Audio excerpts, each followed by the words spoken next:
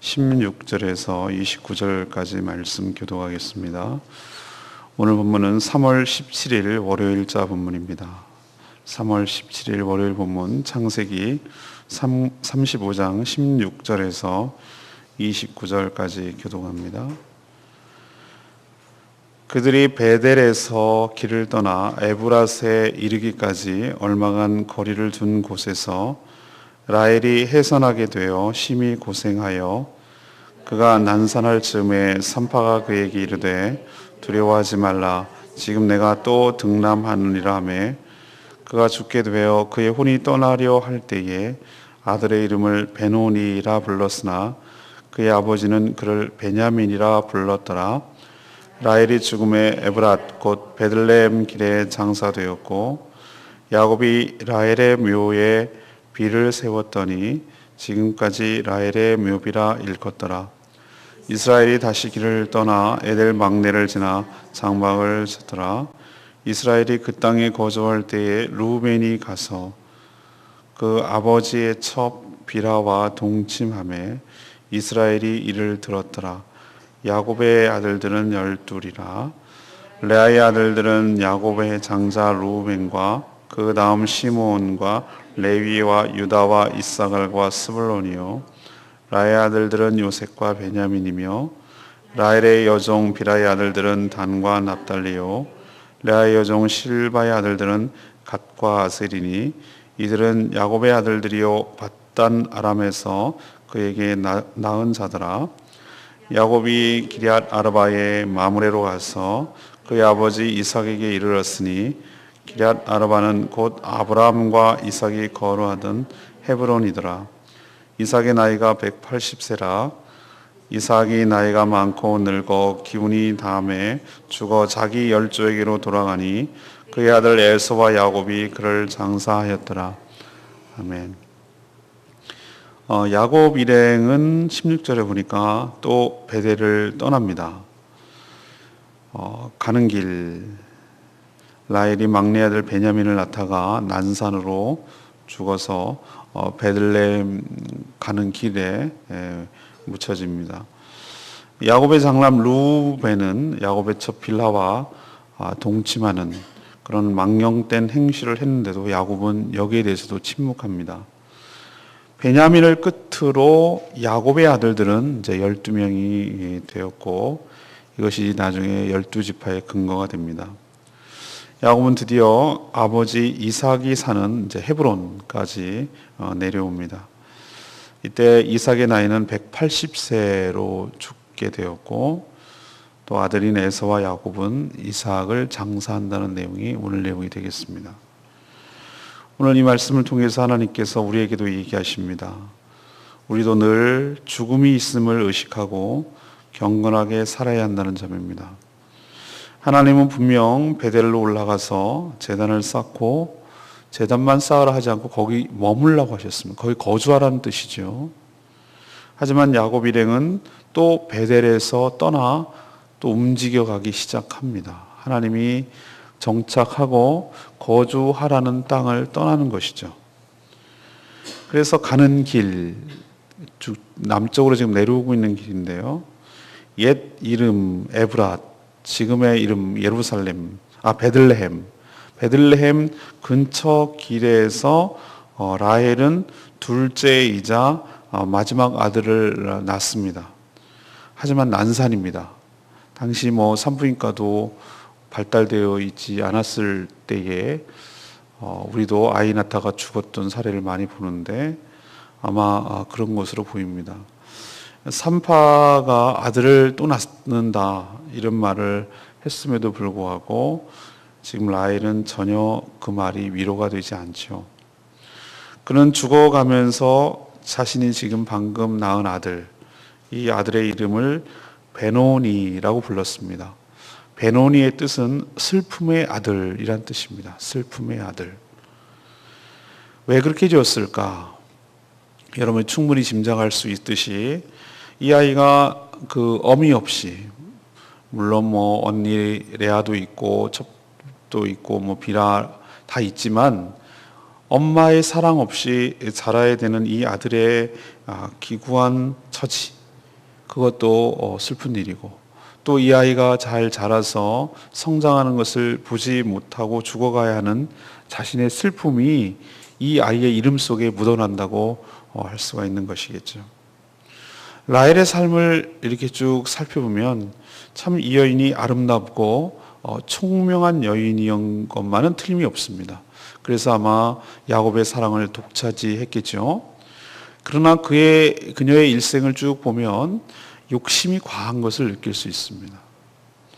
실질적으로 남편 야곱의 사랑을 독차지하면서도 언니 레아와 첩들을 멸시하는 장면들이 많이 나옵니다. 또 아들을 낳지 못하는 것에 대해서 신경질적인 반응을 보이고, 그것이 마치 남편 야곱의 책임이냐 아우성치고 또 바가지 긁고 이렇게 하는 모습을 볼 수가 있는 것이죠. 그는 또 자기의 친정 고향을 떠날 때에 아버지 라반의 우상 드라빔을 훔치기도 했고 아버지를 속이기도 한 여인입니다. 야곱에게 아들을 낳지 못한 것을 막 쏟아볼 때 한 말 여러분 기억나십니까?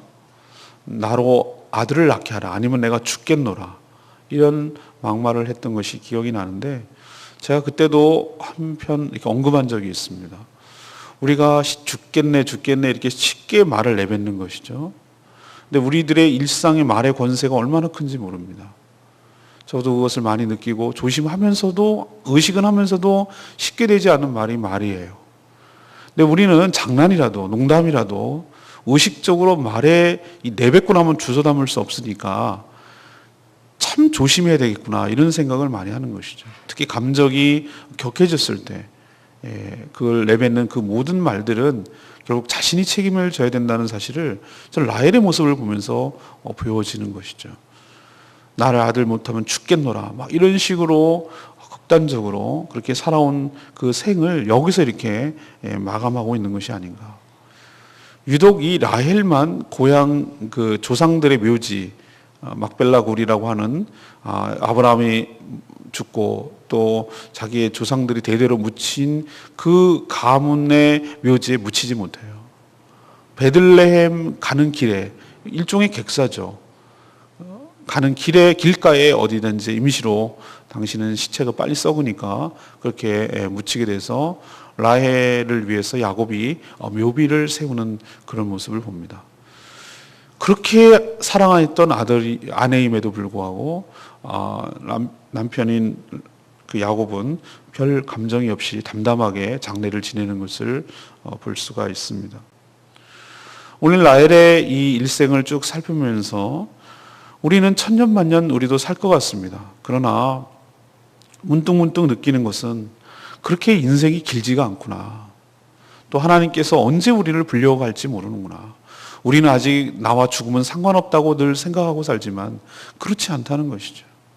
늘 우리는 죽음에 임박해 있고, 이제는 시간이 지나면 지나갈수록 산 날보다 이제는 죽음이 더 가까워 오는 것이 우리 인생인 것이죠. 그래서 늘 우리는 떠날 때가 있음을 기억하고, 놓고 가야 될 때가 있음을 기억하고, 하나님 앞에 가야 될 때가 있음을 기억하면서 모든 것들을 상대화시킬 수 있는 믿음의 삶이 필요하지 않는가. 여기에 전부가 있고 여기 영원할 것이며 다 내 것이 되리라는 그 어리석은 생각을 다 내려놓고 라헬을 보면서 우리는 다시 한번 우리 삶을 점검하고 돌아볼 필요가 있다고 저는 생각을 합니다. 저는 목회자이기 때문에 생로병사를 다 봅니다. 태어나서 기쁘고 또 병들었을 때 병문안 가고 또 축하할 일도 있지만 장례식도 갑니다. 자주 가게 되죠. 우리 가족들뿐만 아니라 성도들과 이런저런 관련 때문에 그때마다 느끼는 것은 우리 인생이 그렇게 긴 것이 아니구나. 다 놓고 가야 되는 것이구나. 악다구니처럼 남편도 재산도 모든 것을 다 차지하고 가려고 해도 이렇게 자신의 뜻과는 상관없이 가야 될 때가 있음을 기억하시고 늘 경건하게 상대화하면서 본향과 천국을 바라보면서 하나님을 만날 수 있도록 부끄럽지 않도록 그렇게 사는 저와 여러분 되기를 소망합니다. 두 번째는 망령된 행실로 살아가는 자는 반드시 대가를 치른다는 점입니다. 가지 많은 나무에 바람 잘 날 없다. 예, 참 우리나라 좋은 속담이에요. 맞습니다. 이 속담처럼 야곱 가문의 사건 사고가 끊이질 않습니다. 레아에게서 낳은 장남 루벤이 야곱의 첩 라헬의 몸종인 빌하와 동침하는 이야기를 듣습니다. 있을 수 없는 망령된 행위이죠. 이게 상상도 안 되는 일이지 않습니까? 아마 이게 왜 이런 일이 일어났을까? 전 별의별 상상을 다 해보고 추측을 해보는데, 장남 루벤은 벌써 제일 첫 번째 낳은 아들이기 때문에 성인이 됐을 것이에요. 그리고 그는 자기가 제일 처음 장남이라는 그 권위를 내세우고 싶었을 겁니다. 그래서 자신이 이런 일을 해도 가정에서 묵인이 되고 자신의 장자의 그 권리가 이어진다고 생각하고 그 권리를 확인하고 싶었는지도 모르겠어요. 또 가족들 사이에 라이벌이라고 할 수 있는 라헬의 자식들, 라헬의 그 몸종이 빌하니까 그것을 견제하고 그것을 누르기 위해서 이런 식으로 했는지도 모르겠습니다. 그러나 저는 가장 추측하기가 쉬운 것은 뭐냐면은 21절에 다시 길을 떠나 에델망대를 지나 장막을 쳤고 이스라엘, 다시 야곱이죠, 그 땅에 거주할 때라고 그랬습니다. 이 시점이 중요한데요. 저는 이것에 주목합니다. 이것을 보면은 이 야곱이 디나처럼, 디나 사건 아시죠? 디나가 그 땅의 딸들의 삶을 보고자 해서 나갔다가 큰 어려움을 당했던 것처럼 르우벤이 보이지 않게 보이게 영향을 받은 것이죠. 그 가나안의 악습과 잘못된 풍습, 그런 식으로 여인들을 대하고 자기의 욕망을 채우려고 하는 그 당시 사람들의 그 악행들을 영향을 받은 것이죠. 혈기왕성하고 이미 몸은 성인이 되어 있고, 그것이 어떤 주관도 없고 신앙도 없고 하나님을 경외하는 것도 분명치 않고 도덕성도 약해있던 그런 때에 이런 어처구니 없는, 가장 자신들과 일상에서 접할 수 있는 여인 중에 하나, 또 몸종인이 더 연약할 수밖에 없는 그 빌하에게 그렇게 나쁜 짓, 못된 짓을 한 것이죠. 하지만 이런 악행은 아버지, 어머니, 자기의 아버지 야곱과 어머니에게도 사실은 현저하게 이거는 욕보이는 일입니다. 그리고 더 나아가서 이것은 모든 죄가 다 그렇지만 하나님께 명백한 죄악입니다. 그러나 여기에서도 야곱은 침묵합니다. 이런 일에도 침묵하는 야곱은 도대체 뭐 어떤 사람인지 난 도대체 이해할 수가 없어요. 저 같으면 이 정도 상황이 벌어졌으면 그 자리에서 보는 모든 가족이 보는 앞에서 그거는 마땅히 죽여 마땅합니다. 이것이 야곱 가문의 문제인 것으로 저는 보입니다. 하지만 침묵했다 하더라도 야곱이 마지막에 아들들에게 유언할 때가 있습니다. 죽기 전에 이것이 창세기 49장에 전개되는 이 족장으로서의 권한으로 이 12지파에 대한 미래를 예언하는 것이 있어요. 이것이 엄청난 무게감이 있습니다. 이삭이 에서와 야곱을 축복할 때 그 무게감처럼 야곱이 이 12아들을 놓고 각 지파의 그 각 개인이 이기면서 동시에 각 지파에 대한 앞날을 축복하며 예언하는 장면이 나오는데, 그때 루벤은 탈락입니다. 그때 루벤이 완전히 장자권을 잃는 예언을 해요. 창세기 49장 3절 4절, 이제 우리가 창세기 마지막 쯤에 묵상하겠습니다만, 야곱이 루벤에 대해서 이렇게 언급합니다. 너는 위풍이 월등하고 권능이 탁월하지만, 그러니까 장자로서의 그 위풍당당하고 권능도 굉장히 능력도 있었던 것으로 보여요. 하지만 너는 약점이 하나 있는데 물의 끓음 같으니 탁월하지 못하리라. 물의 끓음 같다는 말 무슨 말인지 아시겠어요? 물이, 오늘도 저는 커피를 아침에 타먹기 위해서 전기포트에다가 물을 딱 올렸는데 시간이 한 2, 3분 지나면 바글바글바글바글바글 해서 부글부글 퍽 하잖아요. 물의 끓음 같다. 감정 컨트롤이 안 되고 경박스럽고 경솔하고 기복이 심하고, 그 말의 느낌, 뉘앙스 아시겠죠? 물의 끓음 같다. 그러니까 아버지가 정확하게 그 루벤을 본 거예요. 너는 탁월하지 못하리라. 그 좋은 것들이 그 단점으로 가려버린단 말이죠. 그러면서 그 예언을 하는 것 중에 이런 얘기를 해요. 네가 내 아버지 침상을 더럽혔다. 이 얘기가 뭘 두고 하는 겁니까? 오늘 얘기를 두고 하는 말이에요. 이것은 아버지의 침상을 더럽혔다. 이것은 아버지를 욕되겠다, 모욕했다는 얘기죠. 그것으로 인해서 루벤은 장남임에도 불구하고, 에서도 장남이었지만 장자권을 갖지 못했던 것처럼, 이 레아의 가족 아들 중에서 보면은 루벤도 나오고 시몬도 나오고 레위도 나와요. 근데 시몬하고 레위가 어떤 문제를 또 일으켰죠? 디나 사건을 위해서 칼 들고 직접 나가서 둘이 칼에서 다 죽인 사람이에요. 그래서 탈락하는 것 같아요, 제 느낌은. 그리고 그 아들, 다음 아들이 누구죠? 유다입니다. 유다는 요셉과의 관련해서 또 참여하고 그런 모습을 보여요. 제 생각에는 그런 것 같아요. 유다에게 하나님께서 희한하게도 우리는 요셉 가문으로 이 정통성을 이어갈 것 같은데 그렇지 않아요. 이 오늘 말했던 루벤 탈락, 시므온 레위 탈락. 왜? 칼질. 그리고 그 다음이 유다였어요. 유다에게 하나님께서 어떤 장자권을, 축복권을 내려가서 지금 그 이스라엘 역사를 조금만 공부하면 아시겠지만 결국은 북쪽의 10지파가 갔음에도 불구하고, 요셉 지파가 글로 갔음에도 불구하고, 우리 생각에는 에브라임이나 므낫세 지파같이 요셉 아들들이 정통성을 이어갈 것 같은데 안 되고, 이 유다가, 이 남쪽 유다가 나라를 유지하면서 계속하고 포로까지 다녀와서도 지금의 현재 유대의 땅에서 유대 땅이라고 그러잖아요. 유다가 이어받는 것을 볼 때 이 참 중요하구나, 우리의 삶 하나하나가. 이런 생각을 하게 되는 것이죠. 저는 오늘 이 루벤, 첫 번째 제가 언급한 것은 라헬이었고, 두 번째 지금 인물을 묵상하는 것은 이 루벤인데, 물의 끓음 같다. 근데 우리도 이런 모습이 있는 것이죠. 경박하고 경솔하고 감정적이고,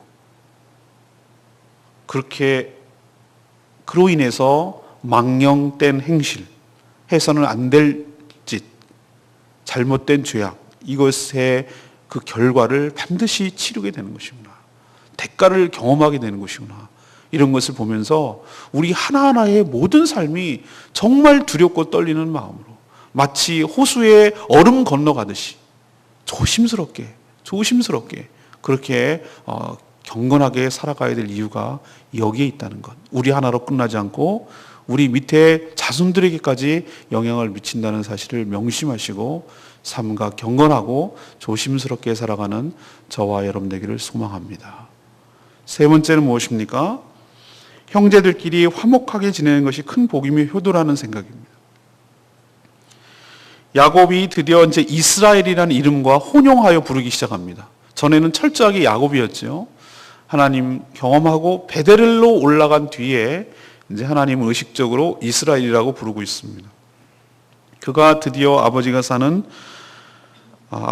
브엘세바를 떠나서 파란만장한 삶을 사는 것을 우리는 다 압니다.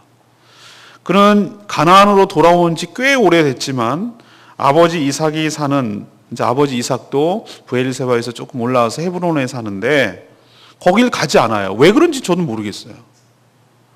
이미 어머니 리브가가 죽어서 그런 것인지, 드디어 집을 떠난 지 지금 학자들은 한 65년 정도 됐을 것이라고 추정을 합니다. 한참 뒤의 얘기예요. 왜 그러냐면은 이삭의 나이가 벌써 180세였으니까. 이삭이 130대인가 그때 떠났으니까, 그때 유언하고 이런 일이 있었으니까 한참 뒤의 얘기죠. 그때 이제 아버지에게로 돌아옵니다. 하지만 많이 늦었습니다. 그 전부터 같이 살게 되는지는 모르지만 이 이삭과 야곱 사이에는 무엇이 일어나지 않았어요. 단순히 이 마지막만 기록하고 있습니다. 나이가 180세가 되어서 이삭이 죽습니다. 그는 아버지에게 효도할 기회를 잃어놓고 또 잘 사는 모습을 보여주지 못한 것, 이것도 놓친지도 모르겠습니다.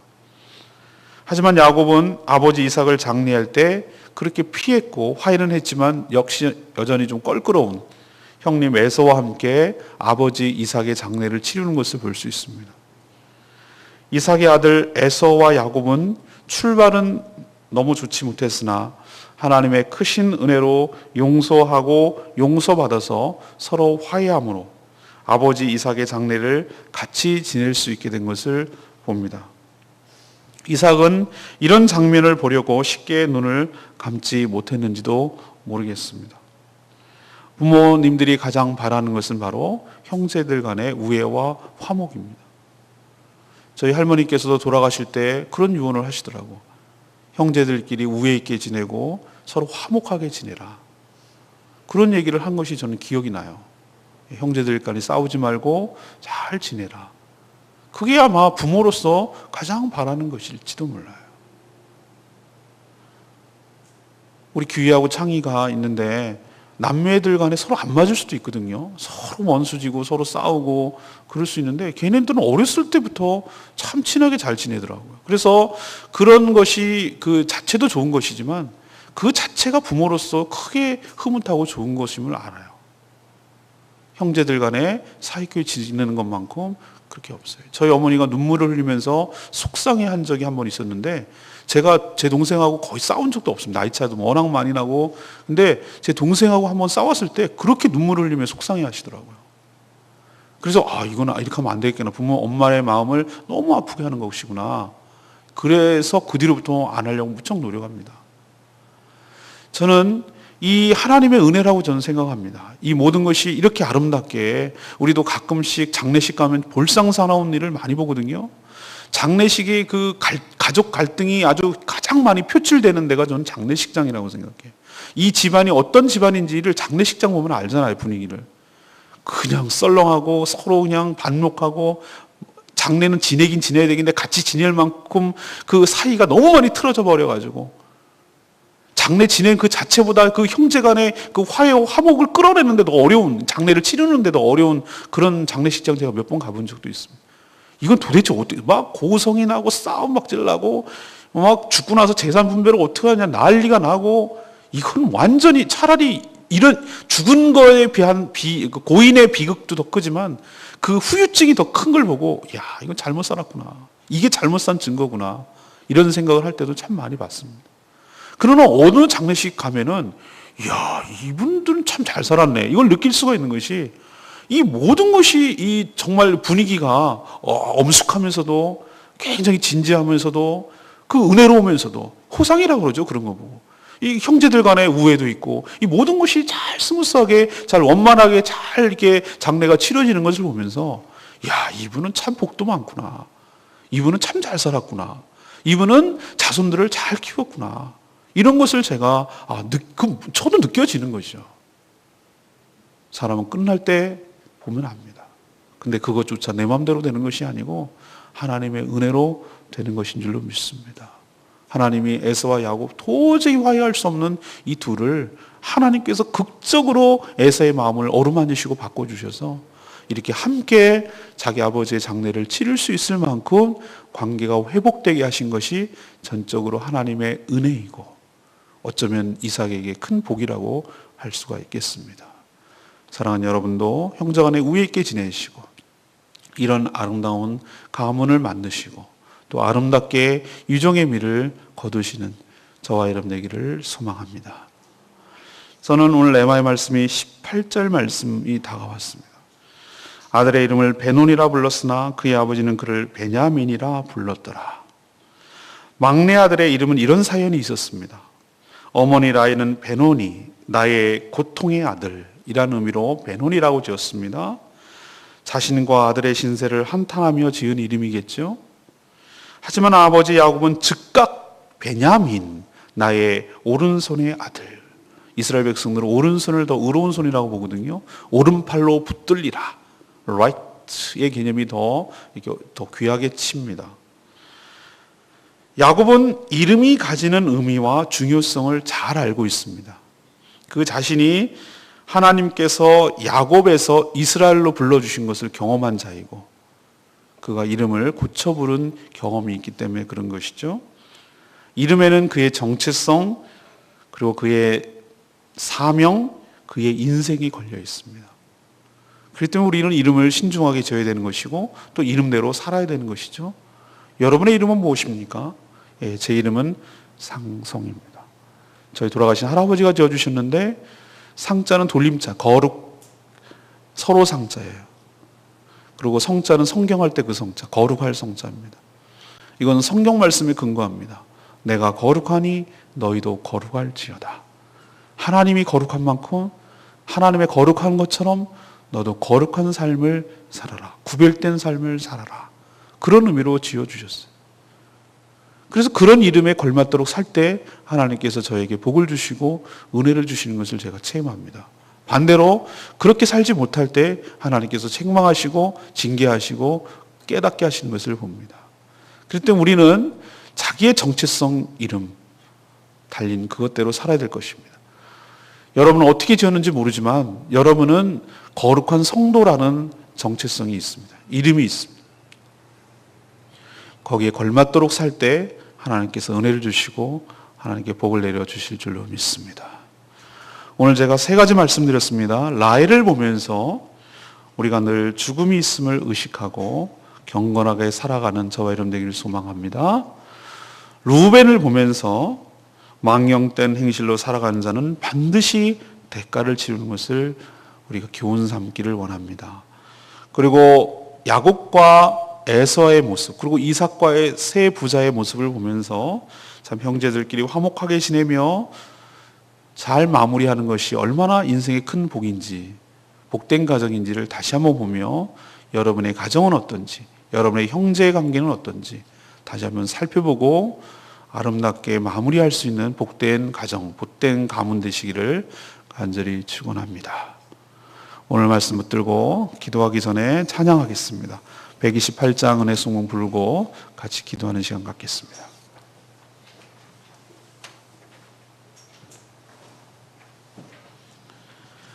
나의 마음을 정금같이 불러주시옵소서.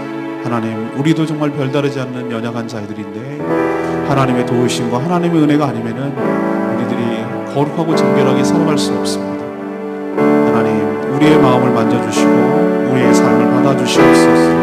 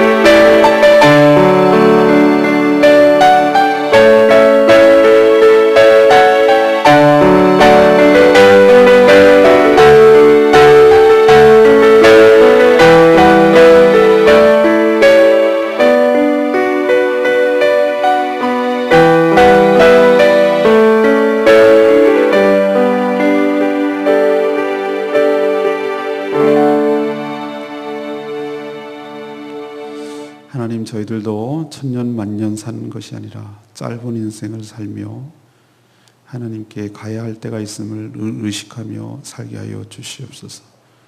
두렵고 떨림으로 주의 사랑을 나누며 살게 하여 주시옵소서. 루벤을 보면서 망령된 행실이 어떤 대가를 치르는지를 잘 보게 하시고 삼가 두렵고 떨림으로 살게 하여 주시옵소서. 이삭과 아들 야곱에서의 삶을 보며 가족의 화목이 얼마나 큰 축복인지 깨닫게 하시고 가장 가까운 가족부터 화해하며 화목하게 지내게 하여 주시옵소서. 우리에게 거룩한 이름을 주신 하나님께 감사를 드립니다. 우리 자연의 이름뿐만 아니라 하나님의 자녀이며 하나님의 백성이며 거룩한 성도라는 직함을 이름을 받았으니 거기에 합당한 삶을 살아가게 하여 주시옵소서. 한 주간의 삶을 주님께 의탁하오니 주님 선한 길로 인도하여 주시고 때를 따라 도와주시는 하나님의 은혜를 경험케 하여 주시옵소서. 오늘도 주님의 베풀어 주신 은혜로 그 힘으로 그 능력으로 살기를 원합니다. 주님, 저희와 동행하여 주시옵시고 무엇보다도 늘 하나님을 의식하게 하여 주시고 우리의 생각과 우리의 마음과 우리의 입술을 지켜 보호하여 주시옵소서. 특별히 건강이 좋지 않아서 고생하며 힘들어하는 성도들 긍휼히 여겨 주시옵소서. 불쌍히 여겨 주시고 치료의 손길을 주시옵소서. 어루만져 주셔서 몸이 강건하도록 온전하도록 회복되게 하여 주시옵소서. 마음이 연약하고 부족한 자들 주님께서 북돋아 주시옵시고 용기를 주시옵시고 살 희망을 주시고 소망을 주셔서 주님의 은혜 가운데 살아가는 법을 배우게 하시고 하나님을 바라보며 다 막혔어도 하늘이 열려 있음을 기억하며 하나님께 간구하고 기도함으로 인생의 여러 가지 어려움들을 풀어나갈 수 있도록 축복하여 주시옵소서. 오늘도 우리가 왜 이 땅에 살아가는지 잊지 아니하고 하나님의 마음을 가지고 죽어가는 영혼을 향한 안타까운 마음으로 그 영혼을 구원하기 위한 하나님의 시각으로 우리의 삶을 쏟으며 살아가게 하여 주시옵소서. 우리의 모든 것 주님께 의탁하고 예수 그리스도 이름으로 기도합니다. 아멘.